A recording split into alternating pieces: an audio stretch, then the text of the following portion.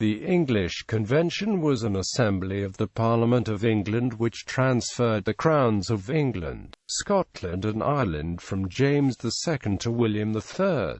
Assemblies of 1688, immediately following the Glorious Revolution, with King James II of England in flight and Prince William III of Orange nearing London, the Earl of Rochester summoned the Lords Temporal and Lords Spiritual to assemble, and they were joined by the Privy Councillors on 12 December 1688 to form a provisional government for England. James II returned to London on 16 December. By the 17th he was effectively a prisoner of William, who arrived in London the next day. Subsequently, William allowed James to flee in safety, to avoid the ignominy of doing his uncle and father-in-law any immediate harm. William refused the crown as de facto king and instead called another assembly of peers on 21 December 1688.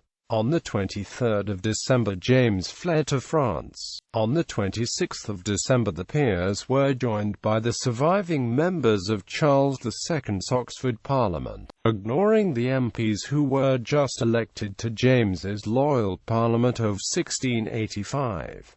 The Earl of Nottingham proposed a conditional restoration of King James II, an idea supported by Archbishop Sancroft, but the proposal was rejected and instead the Assembly asked William to summon a convention. Convention of 1689. The Convention Parliament met on the 22nd of January 1689.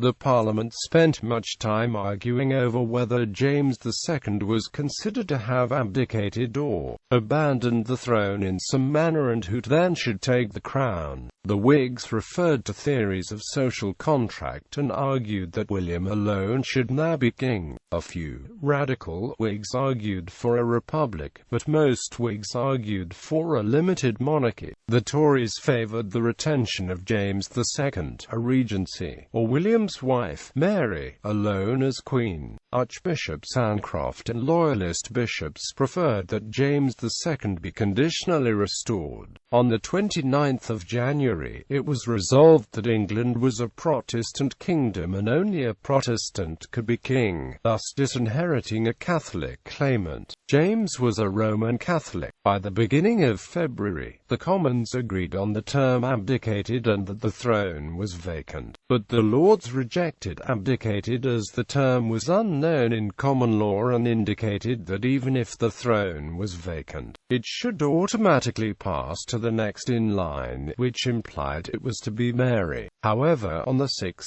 February the Lords capitulated, primarily since it became apparent that neither Mary nor Anne would agree to rule in place of William. As a compromise, the Lords proposed that William and Mary should both take the throne, which the Commons agreed if William alone held regal power. The Parliament drew up a declaration of right to address abuses of government under James II and to secure the religion and liberties of Protestants, which was finalized on 12 February. On 13 February, William and Mary were proclaimed King and Queen of England, Scotland and Ireland. The acceptance of the crown was conditional not upon acceptance of the Declaration of Right but on the assumption that they rule according to law. On 23 February 1689, King William III convened the Convention into a regular parliament by dissolving it and summoning a new parliament, which regularized the acts of the Convention Parliament by passing the Crown and Parliament Recognition Act 1689.